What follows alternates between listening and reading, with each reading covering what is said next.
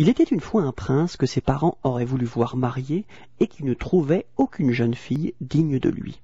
Une princesse avait décidé de voyager pour trouver un époux à son goût. Elle était partie avec force bagages et ses pages. Ils visitèrent villes et châteaux, traversèrent tout le pays, sans que la princesse pût trouver l'homme qu'elle cherchait. Un jour, des brigands les attaquèrent. Les voleurs dépouillèrent la princesse, mais lui laissèrent la vie. Affolée, la jeune fille se cacha dans la forêt. Déchirant ses habits aux branches et aux ronces, bientôt, elle se perdit. La pluie se mit à tomber. Trempée de la tête aux pieds, la princesse décida de trouver un endroit où passer la nuit. Elle aperçut un château et frappa à la porte. Les servantes la firent entrer et appelèrent leur maître, le roi et la reine du pays. Quand elle eut mis des vêtements secs, la princesse raconta son histoire. Mais le roi et la reine eurent du mal à la croire.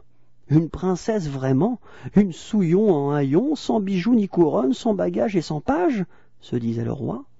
Et la reine chuchotait à son époux, elle ment. Des souverains n'auraient jamais laissé ainsi partir leur enfant. Le prince, lui, trouva la princesse tout à fait charmante.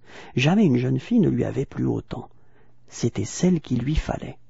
Dès que la princesse fut sortie, le prince alla trouver la reine et lui dit « J'ai enfin trouvé celle que je veux épouser. » La reine, bien ennuyée, lui répondit « Mon fils, on ne sait rien de cette jeune fille.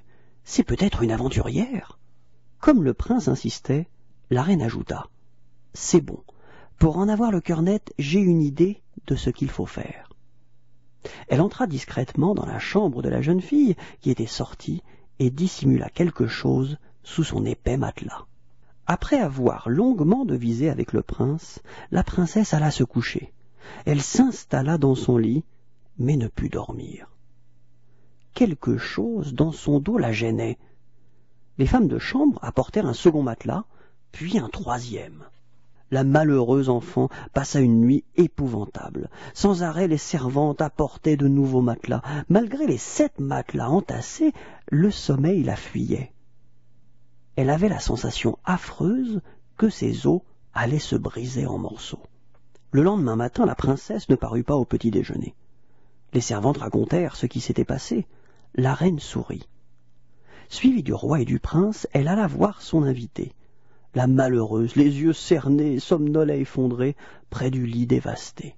La reine mit la main sous le matelas et en sortit un petit pois. « Nous devions savoir qui vous étiez, dit-elle à la jeune fille. Et seule une véritable princesse pouvait avoir la peau si fine qu'un simple pois sous le matelas pouvait la blesser. » Le prince aussitôt demanda sa bien-aimée en mariage. Les parents de la princesse vinrent de loin pour y assister. Le prince et la princesse eurent beaucoup d'enfants et ils vécurent très heureux et très sages jusqu'à la fin des temps.